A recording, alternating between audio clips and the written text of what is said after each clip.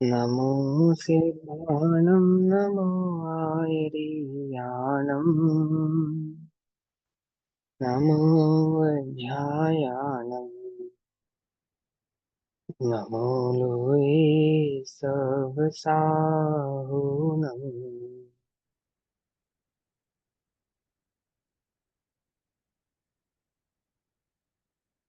मङ्गलं भगवान् वीरो मङ्गलं गौतमो गणी मङ्गलं कुन्दकुन्दार्द्यो जैनधर्मोऽस्तु मङ्गलम् सर्वमङ्गल्यमाङ्गल्यं सर्वकल्याणकारकम् सदानां सर्वधर्माणां जैनं जयतु साशु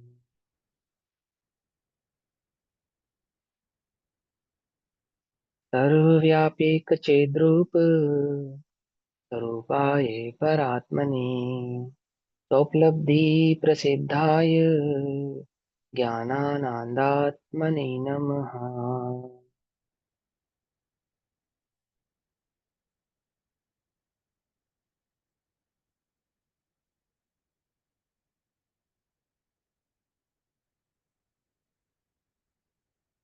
हमारे दोपहरकालीन स्वाध्याय का विषय चल रहा है श्री प्रचन सारजी परमागम। श्री प्रवचन सारजी परमागम का स्वाध्याय हम सभी आचार्य अमृतचंद्र देव द्वारा रचित तात्पर्य वृत्ति तथा आचार्य जयसेन देव द्वारा रचित आचार्य अमृतचंद्र देव द्वारा रचित तत्व प्रदीपिका तथा आचार्य जयसेन देव द्वारा रचित तात्पर्य वृत्ति टीका के आधार से कर रहे हैं। भाव चल रहा है शुभोपयोग अधिकार का, और शुभोपयोग अधिकार के अंतर्गत पुण्य जो है वह भी वापस में वास्तव में अनेक प्रकार के दुखों को उत्पन्न करने का कारण है। तो इस भाव को गाथा नंबर 76 के आधार से कह रहे हैं। इसकी टीका चल रही है तात्पर्य वृत्ति टीका। गाथा नंबर 76 टीका तात्पर्य वृत्ति है तो गाथा 80 हो जाती है। पहले गाथा पाठ करते हैं। तपरम बाधा सह्यम विच्छिन्नम बंध कारणम विषमम जम इंद्रियेहिम लब्धम तम सौखम दुखमेव तहा। जब आप जिस इंद्रिय सुख की बात करते हैं वो वास्तव में सभी दुखों के लक्षणों वाला है, और जब सारे लक्षण दुख के ही हैं तो वह सुख कैसे हो सकता है। पराधीन है वेद सहित है खंडित और बंध कारण इंद्रिय सुख है विषम रूप अतएव दुख ही कहते हैं जिन। इसलिए जिनेन्द्र देव ने उसको दुख ही कहा है। तो इस भाव को अब आचार्य जयसेन देव के माध्यम से समझते हैं। पेज नंबर 190 190 नंबर का पेज है। टीका पढ़ेंगे। अब पुनः फिर से एक बार फिर से ये भाव आपके चित्त में स्थापित करते हैं कि पुण्य इस जीव के सुख का कारण नहीं है। पुण्य कहने के क्या क्या तात्पर्य होते हैं? पुण्य कहने के तीन तात्पर्य होते हैं। एक शुभोपयोग को पुण्य कहना, एक शुभोपयोग के माध्यम से जो पुण्य द्रव्य कर्म की वर्गणाएं आपको बंधी उसको पुण्य कहना, और तीन उसके जो उदय रूप सामग्री आदि की प्राप्ति हुई उसको भी पुण्य कहना। तीनों पुण्य कहलाते हैं। तीन चीजें हो गई ना, दो कैसे? कुछ मोहित दिया कुछ कह रहे? दूसरा वाला क्या बताया, वो थोड़ा मिस हुआ। हाँ कोई बात नहीं। पहला तो शुभोपयोग, दूसरा शुभोपयोग के बल पर जो आपको शुभाश्रव हुआ, कर्माश्रव हुआ तो द्रव्य कर्म बंधा ना, वो दूसरा वो पुण्य हुआ। और तीसरा उसके उदय के अनुसार जो सामग्री की प्राप्ति होगी वो पुण्य हुआ। तीन पुण्य हो गए नहीं हो गए? पकड़ में ही बात। तो यहाँ इन तीनों ही पुण्य को क्या कहते हैं? ये तीनों ही प्रकार के पुण्य दुख रूप हैं, दुख के कारण हैं। अब पुनः अब पुनः पुण्य से उत्पन्न, समझ में ही ना, पुण्य से उत्पन्न तो कौन से पुण्य से उत्पन्न? वो जो आपने द्रव्य कर्म बांधा था उसके उदय से जो वस्तु की प्राप्ति हुई उसको कहा पुण्य से उत्पन्न। ठीक है ना। और वो जो द्रव्य कर्म बांधा था वो कैसे बंधा था? वो शुभोपयोग से बंधा था। ठीक है ना। अधिकार का नाम क्या है? शुभोपयोग अधिकार। समझ में बात। तो क्या कहते हैं, इस अधिकार की भावना है या ये कहे इस अधिकार की आत्मा है, और अधिकार की क्यों कहे, पूरे प्रवचन सार जी की आत्मा है कि वह आपसे कहना चाहता है एक शुद्धोपयोग ही हो, मुझे अन्य कोई और उपयोग होना ही नहीं चाहिए, उपादेय नहीं होना चाहिए। यदि मेरा उपयोग शुद्धोपयोगमय नहीं है तो अन्य कोई उपयोग मेरे चित्त में उपादेय रूप नहीं होना चाहिए, ये कहना चाहते हैं। लेकिन कहीं ना कहीं मेरे चित्त में ये बात बैठी है कि पुण्य, पाप से पुण्य भला है, पाप से पुण्य भला है, पुण्य सुख का कारण है, जगत में सुख का दातार है, पुण्य के भाव से प्राप्त होने पर मुझे सुख की अनुभूति होती है। बोलो भैया, मंद कषाय में सुख का अनुभव होता है या नहीं होता है? बोलो, होता है। और हम उसको भेद विज्ञान मानते हैं या नहीं मानते हैं? मानते हैं। क्या कहा? हम भेद विज्ञान किसको मानते हैं? तीव्र कषायों को तो हम भेद विज्ञान, तीव्र कषायों में तो हम भेद विज्ञान करते हैं, और मंद कषायों में हमें भेद विज्ञान वर्तता है। ऐसा ही है ना? नहीं समझे? और जैसे कषाय मंद होती है तो हमें थोड़ी कोई विचार करना पड़ता है, मैं आत्मा हूँ, मैं ज्ञाता दृष्टा हूँ, मैं पर से भिन्न हूँ। लेकिन जब कषाय तीव्र होती है तब हमें विचार करना पड़ता है। तो कषायों की तीव्रता में तो बुद्धिपूर्वक भेद विज्ञान हुआ, और मंदता में वो अबुद्धिपूर्वक चल रहा है, मैं सहज ही वर्त रहा है। तो कह रहे तुम धोखे में हो, धोखे में। तुम पुण्य को हे मान रहे हो, कषाय की मंदता भी पुण्य है, समझना, उल्टा नहीं पकड़ना। वो पुण्य का ही तो उदय है और कुछ नहीं है, और तुम्हें भ्रम हो गया, यही तो धर्म है। कषाय की मंदता को तो धर्म समझ लेता है, जबकि धर्म तो नाम शुद्धोपयोग का है। आई बात समझ में नहीं समझ में? जैसे ना आचार्य देव शास्त्र आदि की रचना करते हैं तो उसको धर्म नहीं कहते, लेकिन हम शास्त्र आदि को स्वाध्याय करते हैं तो उसको धर्म कहते हैं। अंतर है या नहीं है? फर्क है ना। वो रचना करते हैं तो उसे धर्म नहीं कहते, हम स्वाध्याय करते हैं तो उसको धर्म कहते हैं। और अगर अभी आपसे कोई कहे कि आप धर्म नहीं कर रहे हो तो आप मान लोगे? कैसी बात कर रहे हो, 20 साल हो गए हमें धर्म करते करते, 20 साल हो गए हमें क्या करते करते, धर्म करते करते, है ना? तो कह रहे वो धर्म थोड़ी था, वो तो शुभोपयोग है, उपाधेय मानता है तू उसे, उसे धर्म कह के उसे उपाधेय मानता है। शुद्धोपयोग धर्म है, उसकी तुझे खबर नहीं है। अंतरंग में कभी ये भाव अंतरंग में आया ही नहीं। ओहो, वास्तविक धर्म तो शुद्धोपयोग है, आत्मा के आश्रय से होता है। और वो शुद्धोपयोग भी किसको कहना? चिंतन को शुद्धोपयोग नहीं कहना, उसके विचार को शुद्धोपयोग नहीं कहना, उसकी वार्ता को शुद्धोपयोग नहीं कहना, एकमात्र उसकी अनुभूति को शुद्धोपयोग कहना ये।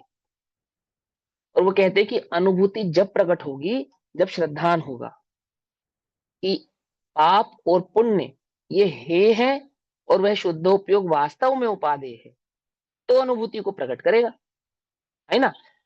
आचार्य देव स्वयं कहेंगे, देखो क्या कहते हैं। अब पुनः पुण्य से उत्पन्न इंद्रिय सुख का प्राय दुखपना प्रकाशित करते हैं। प्रकाशित करते हैं, कहाँ पे प्रकाशित करेंगे? आपके चित्त में प्रकाशित करते हैं, आपके ज्ञान में, संज्ञान में ये बात हम डालते हैं कि जिस पुण्य को आप उपाधि मान रहे हैं वास्तव में वह दुख रूप ही है। ठीक ऐसा इंद्रिय सुख पर द्रव्य की अपेक्षा के साथ होने से पराधीन होता है। जिस इंद्रिय के संयोगों को हम सुख कहते हैं, विषयों को कि वो जिनको हम सुख कहते हैं, वो वास्तव में पराधीनता हुए बिना हो सकता नहीं, पराधीन है। जैसे इस प्रश्न को सुखी होना है तो उसको उस संबंधी विषय की आवश्यकता पड़ेगी, तो पराधीन है। परंतु परमार्थिक सुख पर द्रव्य की अपेक्षा वाला नहीं होने से आत्मा के अधीन होता है। ये बिल्कुल डिक्टो यही भाव भैया ने भी कल शेयर कर दी थी ना, 13 नंबर की गाथा में वास्तविक सुख के स्वरूप को समझा रहे थे, और उसके बिल्कुल विपरीत जिसको ये जीव सुख मानता है अर्थात दुख के स्वरूप को यहाँ समझा रहे हैं। बोले सुख तो उसको कहते हैं जो पराधीन ना हो, जो पराधीन है वो स्वभाव से दुख है। तो तुम्हारी सुख की, जिस भाव में सुख की कल्पना है, ऐसा वह जो इंद्रिय का परिणाम है वह कैसा है? पराधीन है। ठीक। बाधा संयम अर्थात तीव्र दुख, तीव्र क्षुधा, तृष्णा आदि अनेक बाधाओं सहित इंद्रिय सुख है। इंद्रिय सुख कैसा है? इंद्रिय सुख कैसा है? तीव्र क्षुधा, बहुत जम के भूख लगे तो खाने का मजा है। क्यों? जम के भूख ना लगे तो खाने का भी मजा नहीं आता। तो भूख लगने रूपी दुख के साथ, और फिर भूख के साथ वो विविध व्यंजनों का होना, पकड़ में ही बात नहीं, पकड़ मैंने, वो दुख, भूख लगे तो भोजन सुख कर लगे, और भूख नहीं लगे तो भोजन भी सुख कर लगता नहीं है। तृष्णा, बहुत जम के प्यास लगे तो पानी अच्छा लगता है, बहुत जम के प्यास ना लगे तो पानी भी नहीं अच्छा लगता है। ऐसी अनेक बाधाओं सहित इंद्रिय सुख है। परंतु निजात्म सुख पूर्वोक्त समस्त बाधाओं से रहित होने के कारण अव्याबाध है, बाधा रहित है। अर्थात प्यास, पानी के स्वाद को प्यास की आवश्यकता है, परंतु आत्मा के आनंद को, पहले आत्मा के आनंद की प्यास जगे और फिर वो आनंद हमें अच्छा लगेगा, ऐसा नहीं है। वह कैसा है? वह तात्कालिक भाव से अवाब अवाब अव्याबाद, अर्थात बाधा रहित, एक कॉन्टिन्यूटी में सहज सुख भाव रूप वाला ही है। इंद्रिय सुख प्रतिपक्ष रूप, प्रतिपक्ष रूप माने विपरीत, अपने विपरीत पक्ष के कारण कैसा है? असाता के उदय सहित होने के कारण विच्छिन्न अनंतर सहित है। अर्थात पाप का उदय आने पर वह पुण्य के उदय से प्राप्त होने वाले जो इंद्रिय सुख हैं छूट जाने वाले हैं, उनमें बाधा पड़ जाने वाली है। किंतु अतीन्द्रिय सुख, उसका कोई प्रतिपक्ष रूप नहीं है। प्रतिपक्ष रूप असाता के उदय रहित होने के कारण निरंतर है, अर्थात उसमें साता और असाता दोनों का ही उदय नहीं होने के कारण वो बिना किसी अंतर के, बिना किसी अंतराल के कॉन्टिन्यूटी में प्रवर्तता है। इंद्रिय सुख देखे हुए, सुने हुए, अनुभव किए हुए भोग तथा आकांक्षा सहित अनेक उपध्यान के वश से भविष्यकालीन नरकादि दुखों के उत्पादक तथा कर्म बंध के उत्पादक होने से बंध का कारण है। जो इंद्रिय सुख है, ऐसे विषय सेवन की प्रवृत्ति कैसी है? वह जीव को आगामी काल में पाप के बंध का कारण होती है और नरक आदि गतियों में ले जाने वाली होती है, ऐसा कह रहे हैं। देखो फिर से पढ़ देता हूं। इंद्रिय सुख कैसा है? कि जो देखने की प्रवृत्ति में आसक्त होता हुआ देखे हुए, सुनने की प्रवृत्ति में आसक्त होता हुआ सुने हुए, अथवा भोगे हुए, अनुभव किए हुए भोगे हुए की प्रवृत्ति में आसक्त होता हुआ भोगे हुए, तथा आकांक्षा सहित, कैसी आकांक्षा है उसको? आकांक्षा कैसी है? बना रहे, छूटे नहीं, भविष्य में भी भिले, है ना। इसी के विपरीत सम्यक दृष्टि को क्या अंग प्रकट हुआ? निकांक्षित। ये क्या है? आकांक्षित। सम्यक दृष्टि कैसा हुआ? निकांक्षित, है ना। अब यहाँ पे बात को ध्यान से समझना। निकांक्षित अंग वालों को भी यदि आकांक्षित भाव रहेगा, श्रद्धा की अपेक्षा से निकांक्षित, चारित्र की अपेक्षा से आकांक्षित, रामचंद्र जी को आकांक्षित है या नहीं? सीता की आकांक्षा है या नहीं है? है। दुखी है या नहीं है? दुखी है। लक्ष्मण की आकांक्षा वाले वे रामचंद्र दुखी हैं। रावण सीता की आकांक्षा करता है, वो दर्शन मोह है। राम सीता की आकांक्षा करते हैं, वो चारित्र मोह है। रावण ये कहे, जब राम का चारित्र मोह है तो मेरा चारित्र मोह क्यों नहीं? क्या कहा? समझे नहीं समझे? अगर राम का चारित्र मोह है तो मेरा भी चारित्र मोह होना चाहिए ना। लेकिन हम क्या कहते हैं? नहीं, रावण का दर्शन मोह और राम का चारित्र मोह, तो हमारा क्या होगा? हमें मालूम होना चाहिए अपना क्या है, कि हमारा चारित्र मोह है या दर्शन मोह। लेकिन हम अपनी तुलना किससे करते हैं? कि हमारा तो चारित्र मोह है भैया, जब रावण का चारित्र मोह नहीं है मेरे भाई। क्योंकि मिथ्यात्व है ना, सीता की आकांक्षा चारित्र मोह नहीं। अरे मंदोदरी की इच्छा करे ना रावण, तो चारित्र मोह कहलाएगा, क्योंकि सीता तो राम की धर्म पत्नी है। तो इसलिए रामचंद्र सीता की आकांक्षा करते हैं तो चारित्र मोह, और रावण के लिए वो पर स्त्री है इसलिए वो दर्शन मोह। और मंदोदरी की इच्छा करे रावण तब। तो भी दर्शन में। बहुत बढ़िया, समझ में आई बात? क्या समझे? ये समझना, ये गुरुदेव का कमाल है। ये है गुरुदेव का कमाल। दर्शन मोही तो जिसकी इच्छा करे सो दर्शन मोह, उसका कोई चारित्र मोह नहीं है। पकड़ में ही बात नहीं? पकड़ में ही वो विपरीत श्रद्धान विपरीत, तो सब काम उल्टा है। लेकिन ऐसा नहीं है कि चारित्र मोहिनी वाले दुखी नहीं है। ऐसा छल ग्रहण नहीं करना। अब बात इतनी सी है कि चारित्र मोहिनी वाला अपने दुख और सुख दोनों की जाति को पहचानता है, लेकिन दर्शन मोहिनी वाला न सुख की जाति को पहचानता है न दुख की जाति को पहचानता है। वह तो दुख को ही सुख के नाम से जानता है। इंद्रिय सुख, क्या कहा? तो दुख को ही सुख के नाम से जानता है। क्या कहते हैं? वह जो भोगों की आकांक्षा है, इच्छा है, ऐसा सहित होने से अनेक उपध्यान के वश से, उपध्यान माने आर्त ध्यान और रौद्र ध्यान को उपध्यान ध्यान कहते हैं। लिखा हुआ है ना, उप से तो समीप हो जाएगा और अप से विपरीत अप ध्यान लिखा हुआ लिखा है। है यहाँ पे अप ध्यान आप लिखा है। अच्छा, अप है। हाँ, आप है, सॉरी। उप का अर्थ भी यही होता है वैसे। अभी एक शब्द आएगा उप, उप,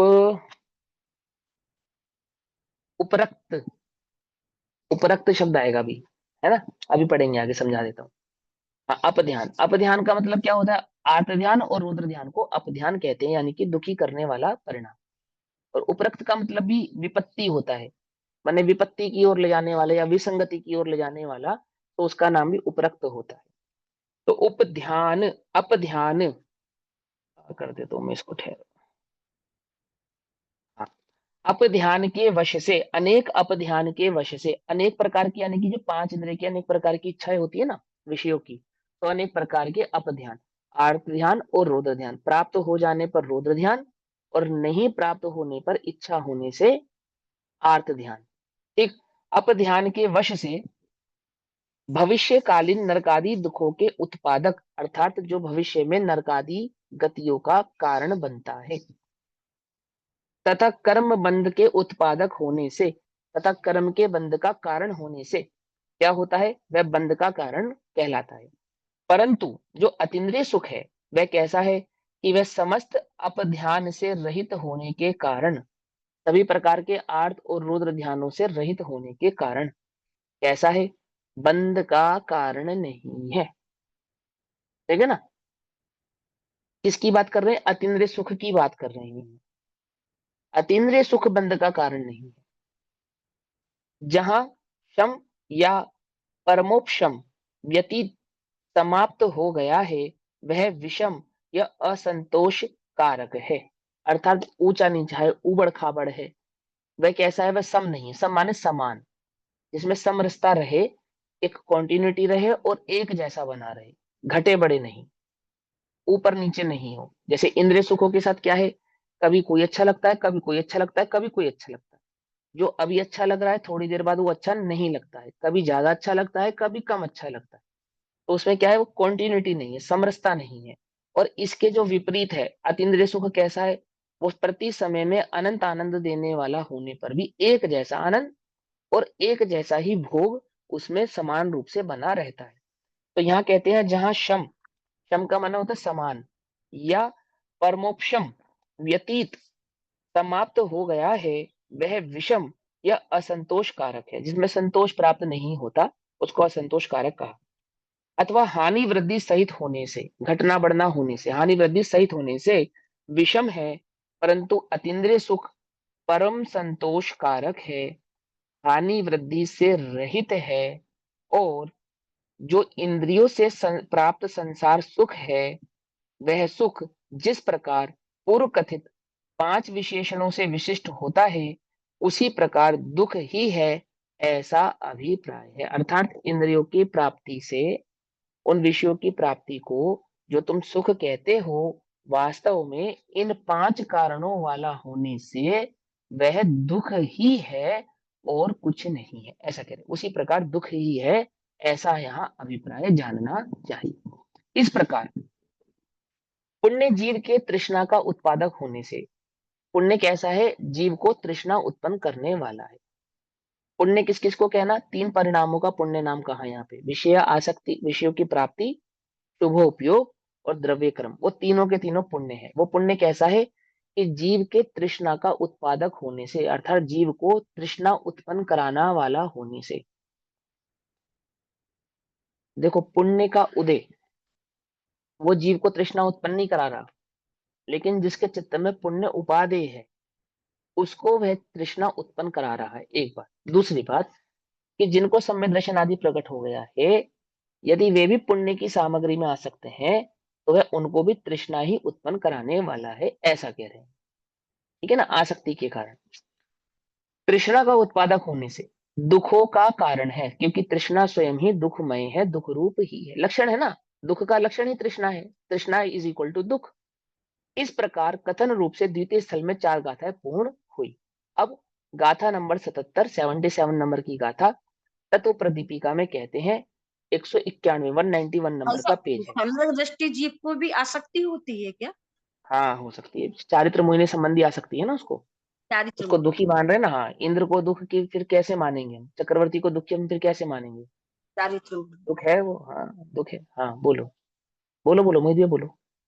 ये थोड़ा शम और परमोशम के बारे में थोड़ा सा एक्सप्लेन करो, क्या मतलब इसका? ये परमोक्षम व्यतीत हो गया है, मैंने शम और परमोक्षम का मैं कहने का तात्पर्य है, शम तो कहते हैं मुनिराजों की अवस्था को शम कहा, सिद्धों की अरिहंता की अवस्था को परमोक्षम का। मतलब कि जो परम समभाव को प्राप्त हो गए हैं, जैसे सम्यक्त और परम अवगाढ़ सम्यक्त, ऐसा नाम सुना होगा आपने, सुना है ना। तो मुनिराज छायिक सम्यक दृष्टियों के सम्यक दर्शन को छायिक सम्यक दर्शन कह दिया, लेकिन अरिहंतों के और सिद्धों के सम्यक दर्शन को परम अवगाढ़ सम्यक्त कह देते हैं, जबकि कोई ऐसा अंतर तो है नहीं, है ना। तथापि वहां रत्नत्रय की पूर्णता होने के कारण उसे परम अवगाढ़ कहते हैं, और यहाँ रत्नत्रय की पूर्णता नहीं होने पर, मात्र छायिक भाव प्रकट होने पर उसको छायिक सम्यक दर्शन कहते हैं। ऐसे ही शम और परमोक्षम, यानी कि जो वीतरागी मुनिराज हैं उनको शम कहा, और उन वीतरागी मुनिराजों को अब वो विषमता कभी प्रकट नहीं होगी, कभी भी नहीं होगी, तो उसको परम विषम कह दिया, परमोक्षम कह दिया, यानी परम शम भाव को प्राप्त हो गए हैं, ऐसा पकड़ में आई बात।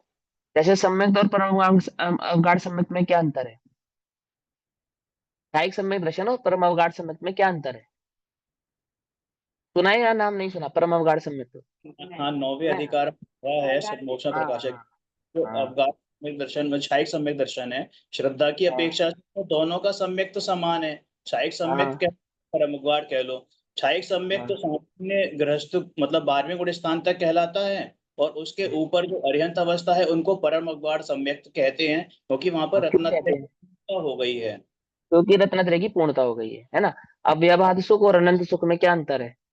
कोई अंतर नहीं है, वो सिर्फ हाँ वही है है ना कि अपेक्षा। ऐसे ही शम और परमोक्षम में क्या अंतर है, तो बोले अंतर बस इतना ही है कि एक वो शम ऐसा भाव है जो फिर विषम भाव को आता है, फिर शम भाव में जाता है, फिर विषम में आता है, फिर शम में जाता है।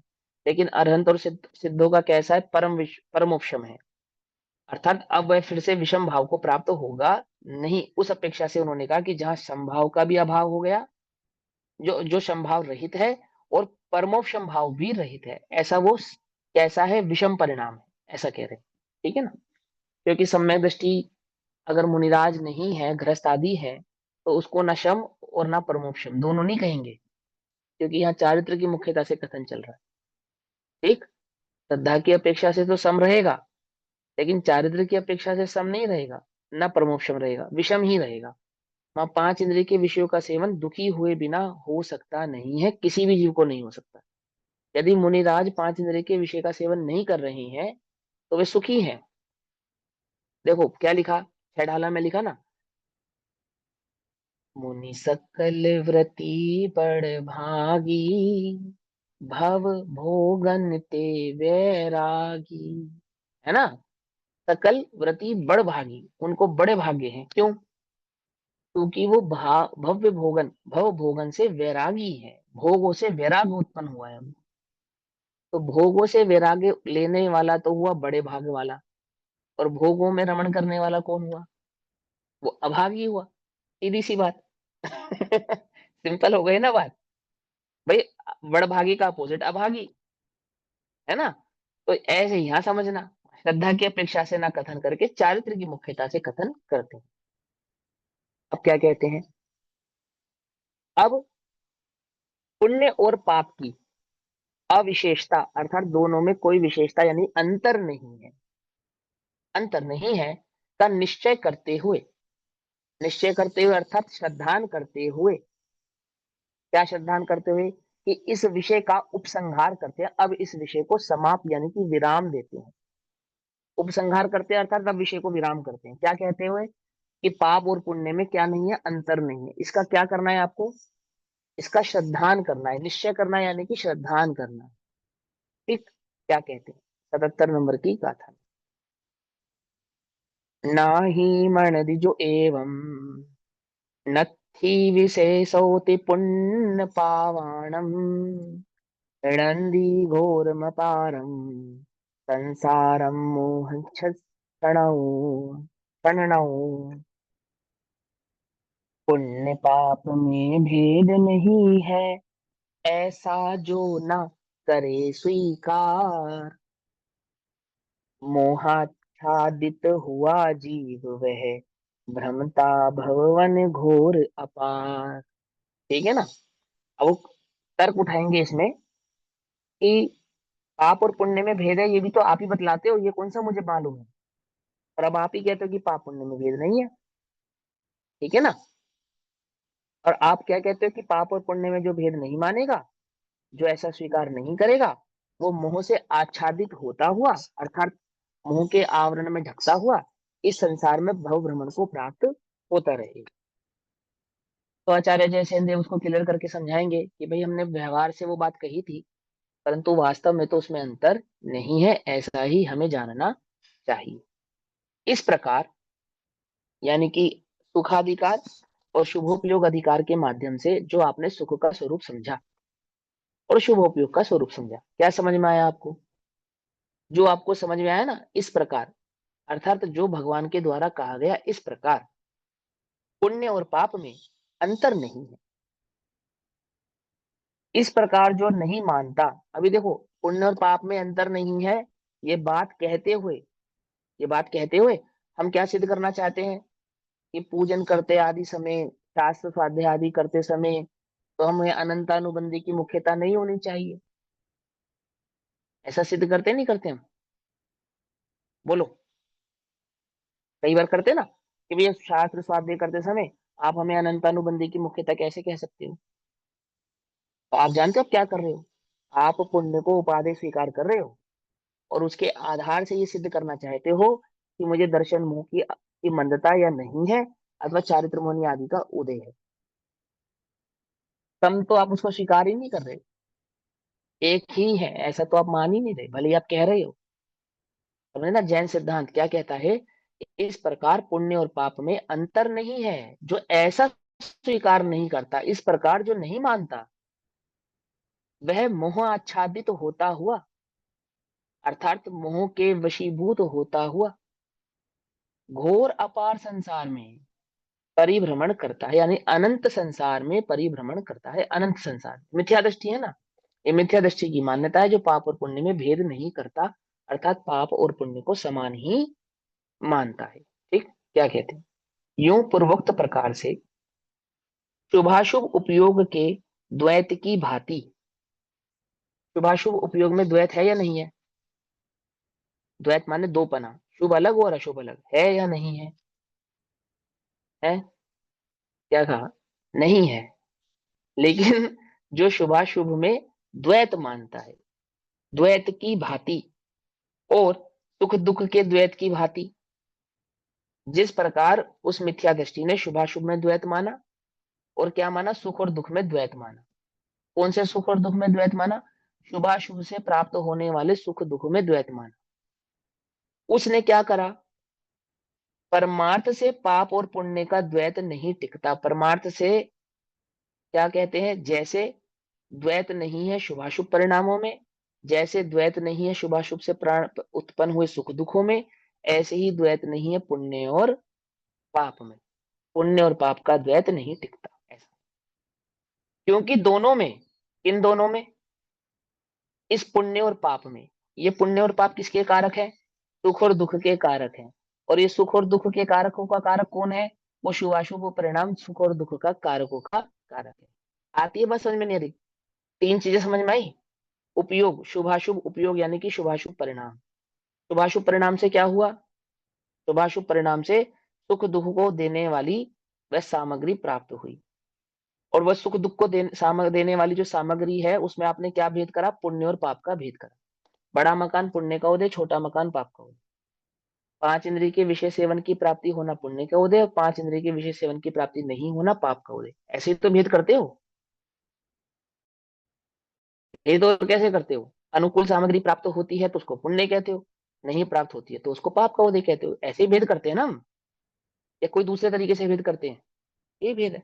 प्यास लगे पानी मिल जाए तो पुण्य का उदय, और प्यास लगे पानी ना मिले तो पाप का उदय। आप हमारी तारीफ कर दो तो पुण्य का उदय, और आप हमारी हमारी बुराई कर दो तो हमारे पाप का उदय। ऐसे तो भेद करते हैं हम, यही तरीका है ना। तो वो क्या कहते हैं कि ये जो पाप और पुण्य का भेद है, ये वास्तव में नहीं है, अगर ये पूर्वोक्त प्रकार से कहे गए भाव को समझे। पूर्वोक्त प्रकार से यानी कि शुभोपयोग अधिकार और सुखाधिकार में जो वस्तु स्वरूप हमने आपको समझाया, उससे क्या सिद्ध हुआ कि पुण्य और पाप का द्वैत नहीं टिकता। जैसे शुभाशुभ उपयोग का द्वैत नहीं टिका, जैसे सुख दुख का द्वैत नहीं टिका, तो और पुण्य और पाप का द्वैत कैसे टिकेगा बोलो?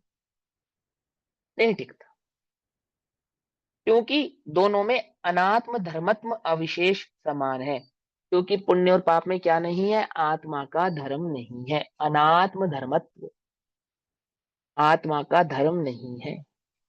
इसमें धर्म नहीं है आत्मा का, न पुण्य में न पाप में। क्या नारा बनाया? पाप पुण्य कर्म है, वीतरागता धर्म है। समझे? है ना? तो क्या बताया उन्होंने? क्योंकि दोनों में अनात्म, आत्मा नहीं अनात्म, धर्मत्व अर्थात आत्मा का धर्म नहीं, ऐसा अविशेष समान है। ऐसा कोई विशेष अंतर उसमें पड़ा नहीं। दोनों कैसे हैं? भिन्न भिन्न जाति के हैं। परमार्थ से वास्तव में जैसे शुभोपयोग और अशुभोपयोग रूप द्वैत विद्यमान नहीं है, जैसे इंद्रिय सुख और दुख रूप द्वैत विद्यमान नहीं है, जैसे उपयोग में सुख शुभ और अशुभ का द्वैत नहीं है, जैसे इंद्रियों में सुख और दुख का द्वैत नहीं है, उसी प्रकार पुण्य और पाप का भी द्वैत नहीं है। उसी प्रकार पुण्य और पाप रूप द्वैत का भी अस्तित्व नहीं है। समझ में आ रही है बात? नहीं समझ में आ रही है? ध्यान से समझना, छल ग्रहण नहीं करना। द्वैत्व का भी अस्तित्व नहीं है। क्या कहते हैं? क्योंकि पुण्य और पाप दोनों आत्मा के धर्म न होने से निश्चय से समान ही है। निश्चय से समान कैसे हो गए? क्योंकि वे निश्चय से आत्मा को दुख देने वाले ही हैं, इसलिए समान हो गए ना। आती है बात? समझ में नहीं आती है? एक दुश्मन बन के दुश्मनी निकाले, एक मित्र बनकर दुश्मनी निकाले ना, आस्तीन का सांप कहते हैं जिसको लोक में, कहते नहीं कहते हैं? तो खतरनाक ज्यादा कौन है? जो सामने से दुश्मनी कर रहा है वो, या जो आस्तीन का सांप है वो है? मीठा जहर हो गया ना। हाँ, वो आस्तीन का सांप इसको कह रहे हो। तो कोई अंतर नहीं है, दोनों समान ही है। लोग में हम कहते हैं ना भाई, तुम्हारे जैसे मित्र हो तो फिर दुश्मनों की क्या आवश्यकता, ऐसा कहते हैं ना। ऐसे आचार्य कह रहे हैं कि पुण्य जैसा बंधक है तो फिर पाप के होने की क्या आवश्यकता। ये कम नहीं समझो इसको भी, ये भी उतना ही दुखी देने करने वाला है। तो कहते हैं निश्चय से समान ही है। ऐसा होने पर भी जो जीव उन दोनों में क्या भेद करता है? स्वर्ण और लोहे की बेड़ी की भांति। एक स्वर्ण की बेड़ी है, एक लोहे की बेड़ी है। कि भैया स्वर्ण की है, स्वर्ण स्वर्ण की बेड़ी है, स्वर्ण की बेड़ी है ना। और अंतर में सुन के कितने कान खड़े जाते हैं, स्वर्ण की बेड़ी क्या? होते नहीं होते? अरे भैया क्या सब तुम नहीं समझोगे, स्वर्ण की बेड़ी नहीं समझोगे, है ना। आजकल तो ट्रेंड भी है 2-4 किलो सोना पहन के घूमने का, नहीं? क्या कह रहे हैं? ऐसा होने पर भी जो जीव उन दोनों में, किन दोनों में? पाप और पुण्य में, तो स्वर्ण और लोहे की बेड़ी की भांति अहंकारिक अंतर मानता हुआ, अहंकारिक अंतर मानता हुआ अर्थात हम पापी नहीं है, पुण्य आत्मा है। अपने को धर्मात्मा किसके बल पे मानता है जीव? बोलो, शुद्धोपयोग के बल पे मानता है या शुभोपयोग के बल पे मानता है? अरे जीव की छोड़ो, अपने से पूछो, हम अपने को धर्मात्मा किस बल पे मानते हैं? शुद्धोपयोग के बल पे या शुभोपयोग के बल पे? अपने को फीलिंग आती है ना, कभी कभी अच्छी वाइब्स आती है धर्मात्मा होने की, आती नहीं आती है? अरे आती है, मुझे तो आती है, आपको नहीं आती? तो धर्मात्मा होने की जो वाइब्स आती हैं अपने को, वो शुभोपयोग के बल पे आती है या अशुभोपयोग के बल पे आती शुद्धोपयोग के है? क्या, किसके बल पे? शुभोपयोग के बल पे या शुद्धोपयोग के बल पे आनी चाहिए। आने तो शुद्धोपयोग के बल पे चाहिए, आती पर आती शुभोपयोग किसके के बल बल पे है? पे। हाँ, ये उनको लगता है एकदम, अरे हमसे बड़ा धर्मात्मा कौन होगा जगत में, बोलो। क्यों? क्योंकि हमारे परिणामों में क्या नहीं है? मलिनता नहीं है। पंडित टोटोमल जी कहेंगे इतना किया तो शाबाश, है ना, उसका निषेध नहीं है, परंतु शुद्धोपयोग की जो सुख की जाति है उसको शुभोपयोग रूप दुख की जाति से भिन्न नहीं जानता, इसलिए, है ना। देखो, शुद्धोपयोग के प्रयास में होने वाला शुभोपयोग, फिर से कहता हूं, शुद्धोपयोग के प्रयास में होने वाला शुभोपयोग, उसको तो हम धर्म का कारक व्यवहार से मानते हैं, उसका निषेध नहीं है। पंडित टोटोमल जी की भाषा में समझा रहा हूं ये बात आपको, है ना। पर वास्तव में जो शुभ को ही धर्म माने, वह तो बंध का ही कारक है, संसार का ही कारक है, दुख का ही कारक है, ऐसा यहाँ कहते हैं। ऐसा होने पर, जैसे आप शास्त्र स्वाध्याय कर रहे हैं, तो किस अभिप्राय से कर रहे हैं? अभिप्राय बोलो अपना, अंतरंग में झांक कर देखो अपने अभिप्राय को, कि भैया यही धर्म है इसलिए कर रहे हैं, हम मुमुक्षु हैं इसलिए कर रहे हैं, सुख की चाह में। साथ ही से पुण्य के बंध का कारण है इसलिए कर रहे हैं, सुख की चाह इसलिए भी कर रहे हो तो भी गलत कर रहे हो। कैसी बात कर रहे हो भाई? कि हाँ, शुद्धोपयोग के स्वरूप को समझकर शुद्धोपयोग प्रकट करने की भावना जिन्हें है, उस शुद्धोपयोग को प्रकट करने के लिए क्या करते हैं? शुद्धोपयोग को प्रकट करने के लिए उपवास भी करते हैं, आहार भी करते हैं। क्या कहा? अशुभोपयोग तो करते ही नहीं, अशुभोपयोग की तो प्रवृत्ति करते ही नहीं, परंतु उस शुद्धोपयोग की भावना रखने वाले वे मुनिराज शुद्धोपयोग की भावना से ग्रंथ आदि की रचना भी करते हैं, और ग्रंथ आदि की रचना नहीं भी करते हैं, आहार आदि के लिए गमन भी करते हैं, और उपवास आदि भी धारण करते हैं। समझे नहीं समझे? भावना क्या है? भावना शुद्धोपयोग की है, समझे। उन्हीं मुनिराज की भांति अन्य श्रावक जन भी, जिन्हें वास्तव में शुद्धोपयोग का सुख और इंद्रिय दुख के बीच का भेद ज्ञात हुआ है, उस शुद्धोपयोग को प्रकट करने हेतु किया जाने वाला, होने वाला जितना भी शुभोपयोग है, उसे परंपरा से तो धर्म कहते हैं हम, परंतु शुभोपयोग को उपादेय मानने वाले जीव तो बंध स्वरूप ही है, बंध को ही प्राप्त होने वाले हैं। दोनों बातें समझना। देखो क्या कहते हैं, अहंकारिक अंतर मानता हुआ, अहंकारिक अंतर क्या माना उसने? एक को स्वर्ण माना और एक को लोहा माना।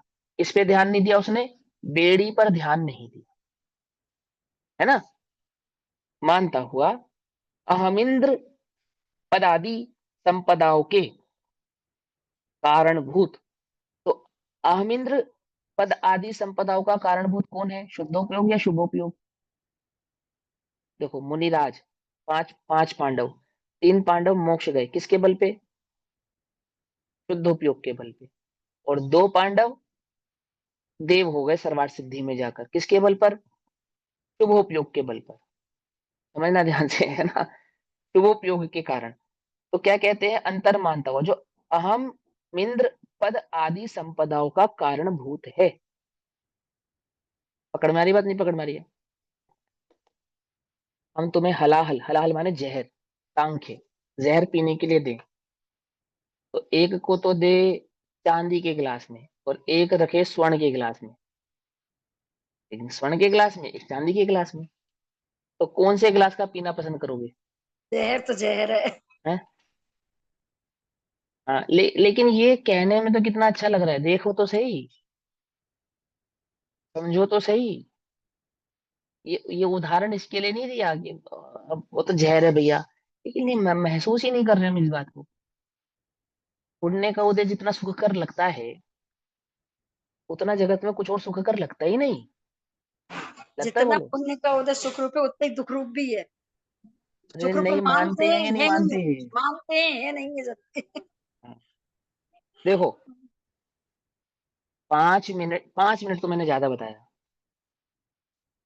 30 सेकंड, 30 सेकंड के लिए आपको स्टेज पर बुलाकर, माला पहनाकर, फोटो खींचकर भेज दिया जाएगा।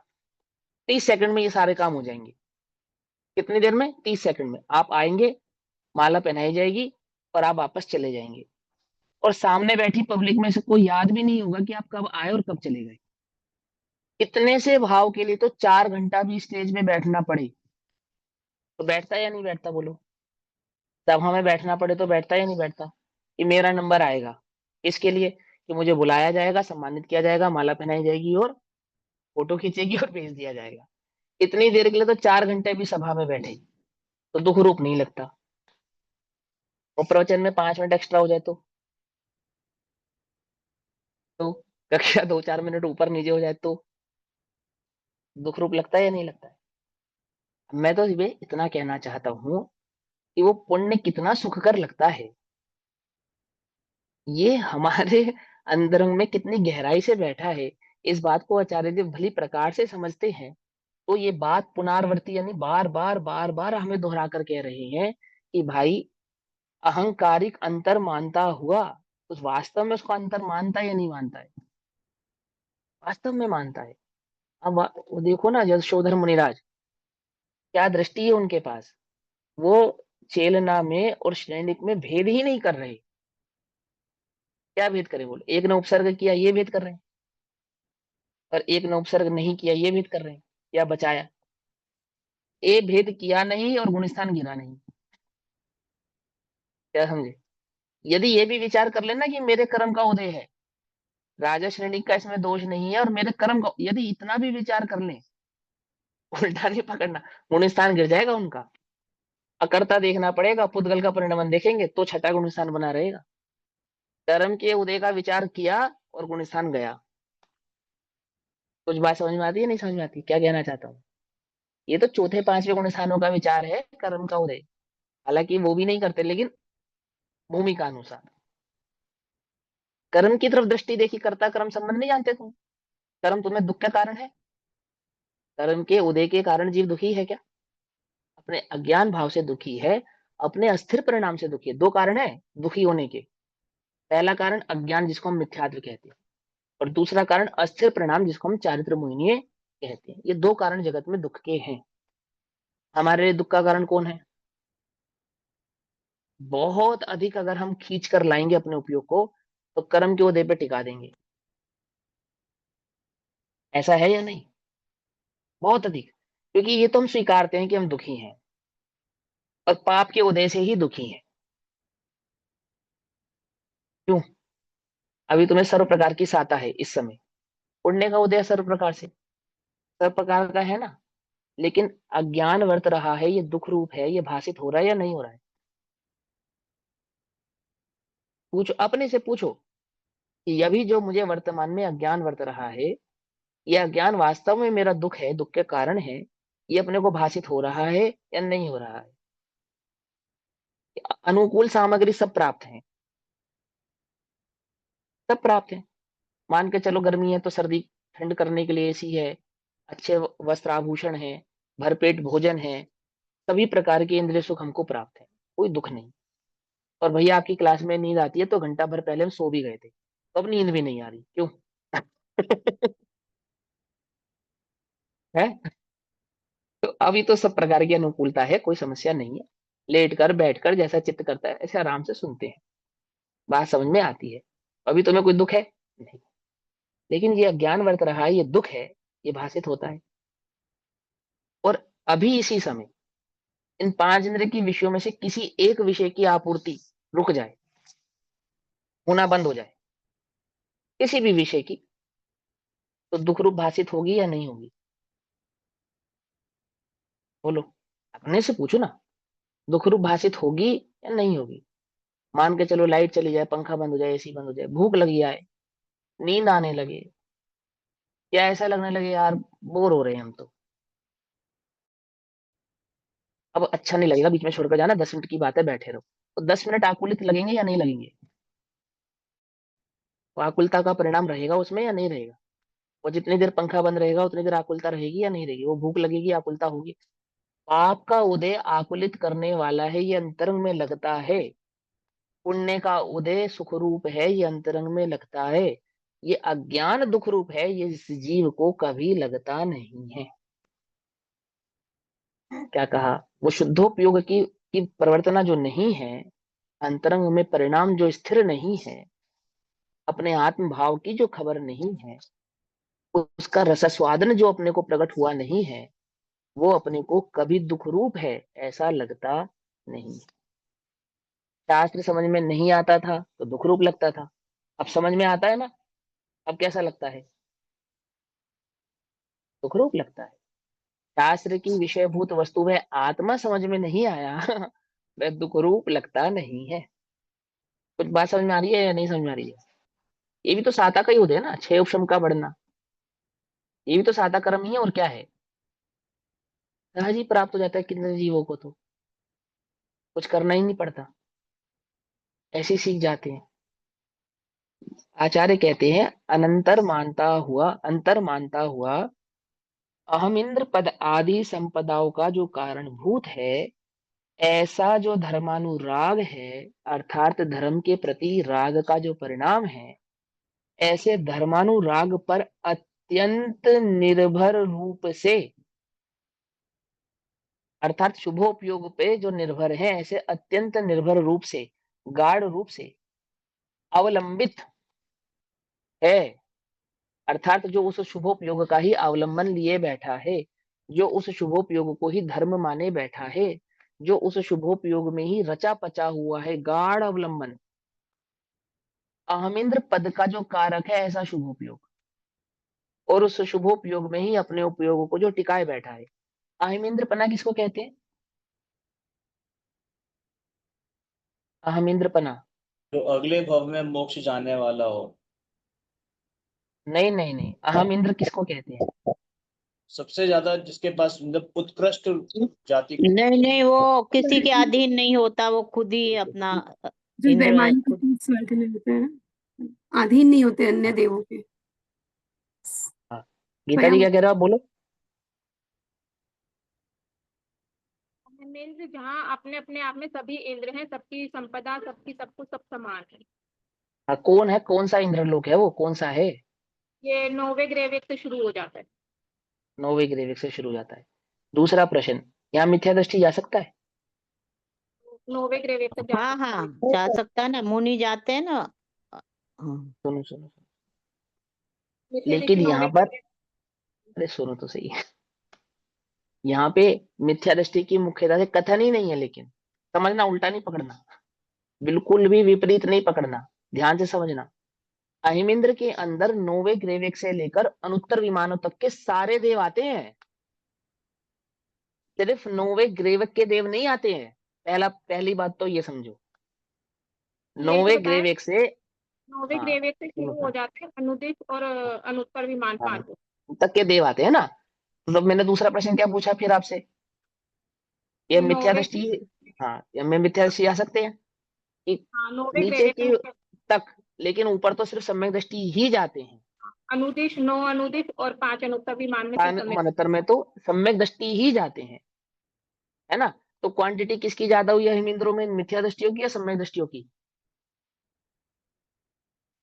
सम्यक दृष्टियों की। अहिमिंद्र देव, हाँ, कर्णानियोग के हिसाब से अगर हम पूरा कैलकुलेशन करें, तो अहिमिंद्रों में सबसे ज्यादा क्वांटिटी होने जो जीव हैं वो कौन है? वो सारे के सारे कौन है? सम्यक सम्यक दृष्टि, दृष्टि। सम्यक और एक दृष्टि। तीसरी, बात, सबसे जरूरी बात, मुनिपना हो तो वो अहिमिंद्र पद प्राप्त होता है, और मुनिपना नहीं हो तो अहिमिंद्र पना प्राप्त होता नहीं है, ये पता ग्रेवियक, है? ये ग्रेवियक में भी सिर्फ मुनि ही जा सकते हैं, तो उससे ऊपर वही तो मात्र मुनि ही जाएंगे। वही वही कह रहा हूँ ना, वही तीसरी बात कही ना, इंपॉर्टेंट बात, कि मुनिपना हो, नौवे ग्रेविक में भी मुनिपना हो तो वो मिथ्या दृष्टि जा पाता है। कैसा मुनिपना हो? निर्दोष मुनिपना हो। और ऊपर के स्वर्गों में, अनुत्तर विमान आदि में भी मुनिपना हो तो जाता है। ये बात विचार करो आप, ठीक है ना। ये जानबूझ के मैं यहाँ पे ठहरा और ये चर्चा उठाई, देखो क्या लिखा है, फिर से सोचो। तुम अपने इस शुभोपयोग को मत समझो अहमेंद्र पदने का कारण है, इस शुभोपयोग की तो कोई वैल्यू ही नहीं है, कोई गिनती ही नहीं है। तुम्हें ये संतुष्टि हो रही हो, अच्छा अहमेंद्र पना शुभोपयोग का कारण कौन से शुभोपयोग की बात चल रही है मालूम? ये सोचो, ये जो हमें वर्त रहा है ना, हाँ शुभोपयोग है, इसकी तो, ये तो कुछ भी नहीं लगता, इसकी क्या वैल्यू है, क्या कीमत है इसकी, क्या समझ रहे हो आप? ये कोई वास्तविक शुभोपयोग भी नहीं है। सारा दिन में 1 घंटा तुम्हें शास्त्र स्वाध्याय का परिणाम आया और तुम्हें लगा कि शुभोपयोग है। 24 घंटा ज्ञान और ध्यान, उस मिथ्या दृष्टि मुनिराज के भी, समझना ध्यान से, जिसको आप ग्रेविक जाने वाला द्रव्यलिंगी कहते हो, उस द्रव्यलिंगी के भी 24 घंटा एक ही काम है, अध्ययन चिंतन, अध्ययन चिंतन, अध्ययन चिंतन। दूसरा कोई काम विषयों के तो रंच मात्र भी भाव को धारण नहीं करता। यदि करे तो द्रव्यलिंगी पना सिद्ध नहीं होता है। पंडित रोडोमल जी ने क्या स्वरूप लिखा, पढ़ना उसका। और अष्टपाहुड़ में तो स्पष्ट ही बताया सारे एक पॉइंट टू पॉइंट। यदि मन वचन और काया से दोष उत्पन्न करे तो द्रव्यलिंगी पना उसके होता नहीं है। तुम जिस शुभोपयोग में संतुष्ट हो ना, वह शुभोपयोगी की तो ये, उसको तो शुभोपयोग कहते ही नहीं है, वो तो कुछ भी नहीं लगता उसके आगे। अपने को तो बहुत संतुष्टि है कि हम क्या समझते हैं, 2 घंटा स्वाध्याय 3 घंटा स्वाध्याय किया, मंदिर में 1 घंटा पूजा किया, तो वो 1 घंटे का पूजन और 2-3 घंटे का स्वाध्याय। और रात्रि भोजन नहीं करते, अभक्ष आदि नहीं करते, और क्या हमारी जान लोगे है? इससे ज्यादा क्या करें? तो हमसे ज्यादा तो शुभोपयोगी इस जगत में कोई नहीं होगा ना।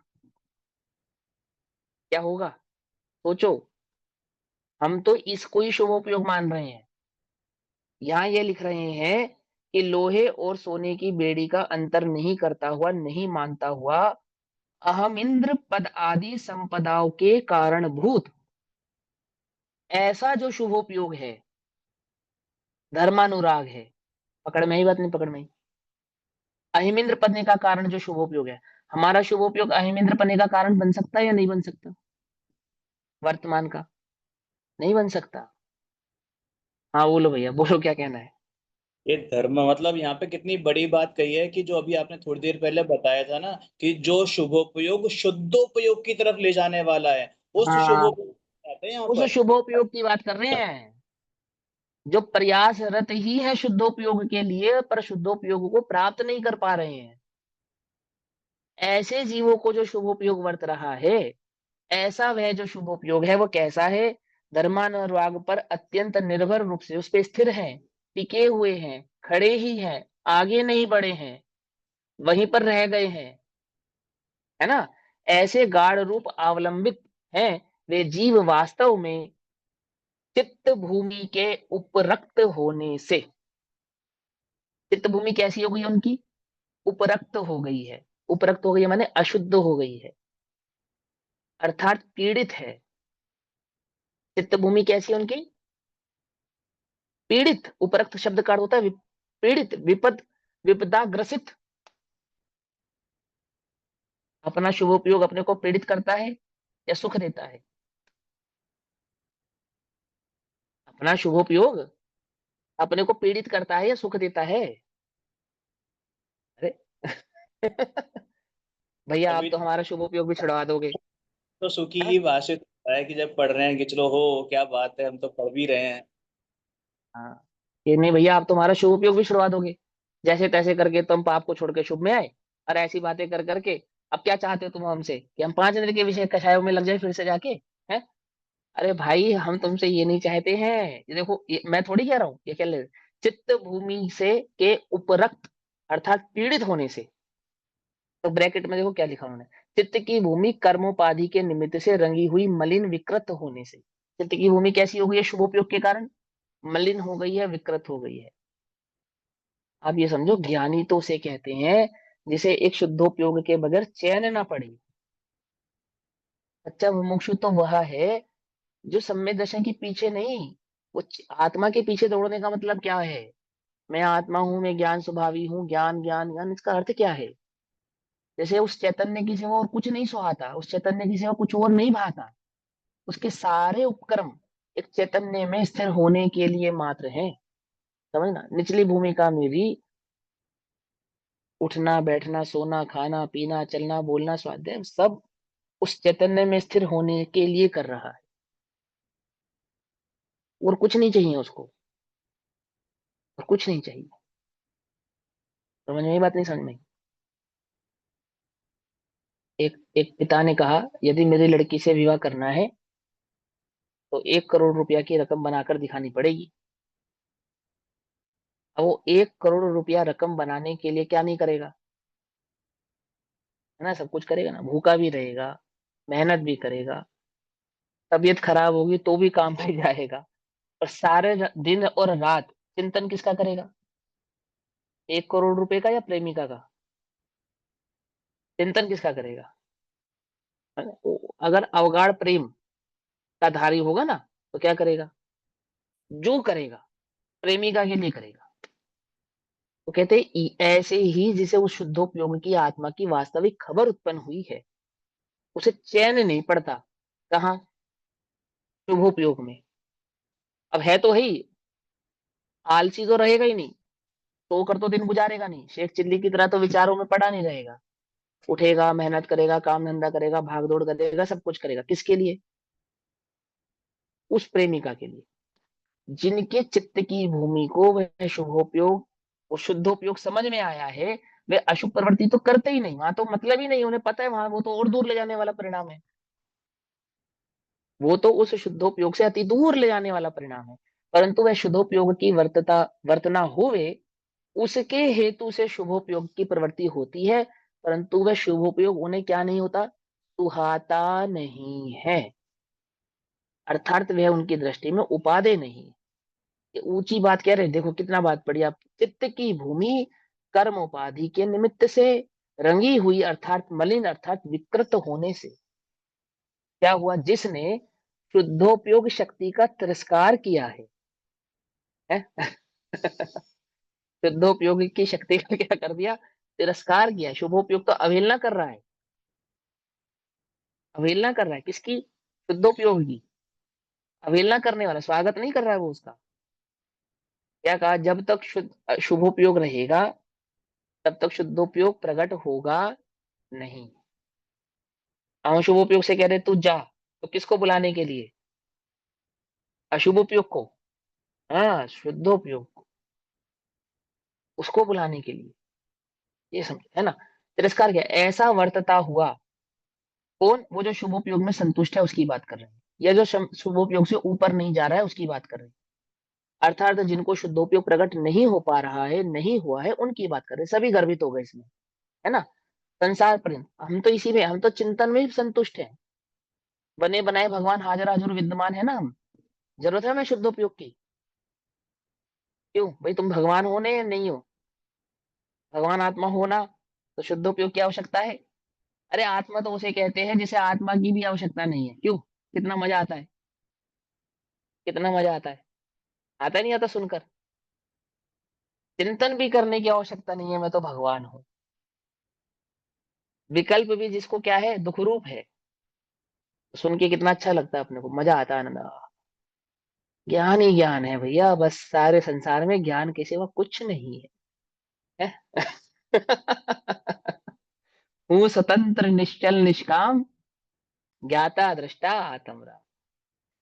ऐसा आत्म राम बनने में कितना मजा आता है, कितना आनंद आता है नहीं आता, क्यों, चोरी भी करो और साहूकार भी कहलाए, इससे बढ़िया क्या बात होगी, इससे तो बढ़िया जगत में कोई दूसरा सुख ही नहीं है, 5 इंद्रिय के विषय भी ना छूटे और आत्मा भी मिल जाए, ऐसे तो आत्मा चाहिए हमें यार, कैसा आत्मा चाहिए, कैसा आत्मा चाहिए बोलो। वो कहते क्या कहते हैं, वर्तता हुआ संसार पर्यंत, जब तक इस संसार में अस्तित्व है तब तक सदा के लिए उस शारीरिक दुख का ही अनुभव करता है, अर्थात जब तक वह संसार में रहेगा, यानी कि जब तक वह अहमिंद्र पने में रहेगा, और साधारण भाषा में कहूं तो नकुल और सहदेव शारीरिक दुख का अनुभव करते हैं, क्या, वे एक भवतारी इंद्र, वे एक भव अवतारी अनुत्तर विमान आदि के अहिमिंद्र क्या करते हैं, शारीरिक दुख का अनुभव करते हैं, जब तक इस संसार में रहेंगे। संसार में रहने का कारण कौन, नरकों की तो हम बात ही क्या करें, अहिमिंद्र पने को प्राप्त जो स्वर्ग आदि की संपदाएं हैं, उस संपदाओं को प्राप्त वे अहिमिंद्र भी जब तक इस संसार में रहेंगे, इस शरीर के दुख को ही प्राप्त होते रहेंगे। आ रही बात समझ में नहीं आ रही, क्या कह रहे हैं आचार्य आपसे, वो कह रहे कि बस किसी भी प्रकार से सिद्धत्व प्रकट हो जाए, कि नहीं नहीं भैया सिद्ध बनने की इच्छा मत करो, सिद्ध पना प्रकट नहीं होगा, जो सिद्धों की सम्यक दर्शन की भी जहाँ पे जगह नहीं है, ऐसा है ये आत्मा, है ना। कितना अच्छा लगता है सुनने में, और सच्ची बात, झूठ नहीं है, बिल्कुल सच्ची बात है। तो दृष्टि का विषय, दृष्टि का वो निधान वस्तु स्वरूप समझे बिना तेरी दृष्टि में आवेगा कैसे, क्या समझे, है ना। घड़ी पे ध्यान हमारा भी है, चिंता नहीं करो, भावार्थ पूरा करते एक बार, है ना। आगे चलेंगे। जैसे सोने की बेड़ी और लोहे की बेड़ी दोनों अविशेष रूप से बांधने का ही काम करती हैं, उसी प्रकार पुण्य और पाप दोनों अविशेष रूप से बंधन ही है, अर्थात उनमें कोई समानता विशेषता नहीं है, दोनों समान ही है। जो जीव पुण्य और पाप की अविशेषता का कभी नहीं मानता, उसका इस भयंकर संसार में परिभ्रमण का भी कभी अंत नहीं आता। जिसने पुण्य और पाप में भेद किया, अब वो इस संसार में ही रखड़ेगा, ऐसा कह रहे हैं। और जिसने पुण्य और पाप में भेद नहीं किया, उसको अशुद्ध भाव को शुद्ध भाव से भिन्न जाति का पहचाना और शुद्धोपयोग का प्रयत्न किया, और उसमें अनुरक्त हुआ, आसक्त हुआ, उसमें स्थिर हुआ, उसी जीव के संसार का अभाव होता है और अन्य जीवों के संसार का अभाव होता नहीं है, ऐसा यहाँ अभिप्राय जानना चाहिए। अब गाथा नंबर 81, 192 नंबर का पेज है, समय अनुसार चर्चा करेंगे। ओम नमः हाँ, सिद्धेभ्य। एक थोड़ी सी व्यक्तिगत बात पूछनी थी कि हम लोग सब ये रात्रि भोजन नहीं, कंदमूल नहीं, और घर में मसाले वगैरह सब ये करते हैं, और अगर दवाइयाँ खाने की भी बात आती है तो फिर कोई दवाइयों में कुछ रहता है या कुछ है, तो इसकी बात पूछनी थी मुझे। नहीं, क्या प्रश्न, फिर से आपका प्रश्न क्या है, मतलब कि हम ये सब नहीं करते, मतलब हम कंदमूल आदि नहीं खाते, रात्रि भोजन नहीं करते, भक्ष्य सेवन नहीं करते हैं, हाँ, और मर्यादित भोजन दवाइयाँ करते हैं, फिर उसके बाद दवाइयाँ खाते। एलोपैथी, हाँ, भक्ष्य तो है ही, एलोपैथी। अब आपकी भूमिका क्या है, आपके भूमिका अनुसार आपने किस प्रकार के नियम संयम आदि धारण किए हैं, किस प्रकार के व्रत आदि आपने धारण किए हैं, ये सब उन पर डिपेंड करता है, ठीक है ना। आपने अणुव्रत धारण किए है, शिक्षा व्रत गुण व्रत धारण किया है, कोई प्रतिमा आदि आपने ली है, तो जो भी आपने संयम लिया है, उस संयम के अनुसार उस संयम को ग्रहण करते समय उसमें करने योग्य जो कार्य हैं, यदि आप ये करेंगे तो वे निश्चित ही पाप बंध के कारण है। तो इससे अच्छा तो हम संयम ना धारण करें, ये तो पाप बंध के कारण है ही। असंयम तो दुख का कारण है ही, असंयम तो पाप बंध का कारण है ही, पाप क्रिया तो पाप रूप है ही। लेकिन यदि प्रश्न यह है कि हम रोग आदि की अवस्थाओं में जो औषधि आदि ग्रहण करते हैं, उन औषधि आदि के ग्रहण करने में किस प्रकार का विचार करें, तो प्रथम तो इस प्रकार का उपाय करो कि अपक्ष आदि औषधियां ग्रहण ही ना करनी पड़े, एलोपैथी ग्रहण ही ना करना पड़े, नेचुरोपैथी आयुर्वेदिक की ओर जाओ। कदाचित ऐसा रोग है कि नेचुरोपैथी और आयुर्वेदिक आदि की सुविधाओं से वह सही नहीं हो सकता, तो आपका पद क्या है, पद के अनुसार तो कार्य होता नहीं है ना। यदि आपने उस अनुसार पद ग्रहण किया हुआ है, कोई संयम आपने धारण किया है नियम पूर्वक, और वो नियम के विरुद्ध कार्य है, तो फिर करने योग्य नहीं है। प्रतिज्ञा तो उसको कहते हैं प्राण जाने की कीमत पर भी भंग ना हो, प्रतिज्ञा तो उसको कहते हैं, है ना। और अगर भूमिका ऐसी है कि आपने उस नियम नहीं लिया है, तो ठीक है, आप कर सकते हैं, लेकिन कर सकते हैं तो करने की छूट है ऐसा नहीं है, पर प्रतिज्ञा भंग होने का वहां पे पाप नहीं, इतनी सी बात है, ठीक है ना। हाँ, है तो बुद्धि तो है कि नहीं है तो ग्रहण बुद्धि है, तो करे। नेचुरोपैथी की तरफ जाओ ना, नेचुरोपैथी है और आयुर्वेद है, उसको थोड़ा फॉलो करो, जी। उसको थोड़ा देखो, उसकी तरफ जाओ। एक्चुअली क्या है ना, वो प्रमाद बुद्धि के कारण नहीं होता है, प्रमाद बुद्धि होती है नेचुरोपैथी में, मेहनत है, संयम है, इंद्रिय संयम है। एलोपैथी में क्या है, एक गोली खाओ और प्रभु के गुण गाओ, है। भैया भैया होम्योपैथिक में अपक्ष में ही आते, एलोपैथी होम्योपैथिक तो एक ही जाति के ही है, ठीक है ना। और आयुर्वेद में भी कुछ दवाइयां भक्ष हैं, कुछ अभक्ष हैं, तो उनका विचार करके उनका स्वरूप समझ के उनको ग्रहण किया जा सकता है। नेचुरोपैथी हाँ, और जैसे एलोपैथी आपका डॉक्टर को बोल देते भाई वेजिटेरियन ही दवाई दो आप, तो बोलता हाँ हाँ बस ठीक ठीक है, है। हाँ ठीक है, फिर भी प्रयास करो नेचुरोपैथी या आयुर्वेद को फॉलो करने का, ठीक। चलो ओम नमः जी। सिद्धेभ्यः।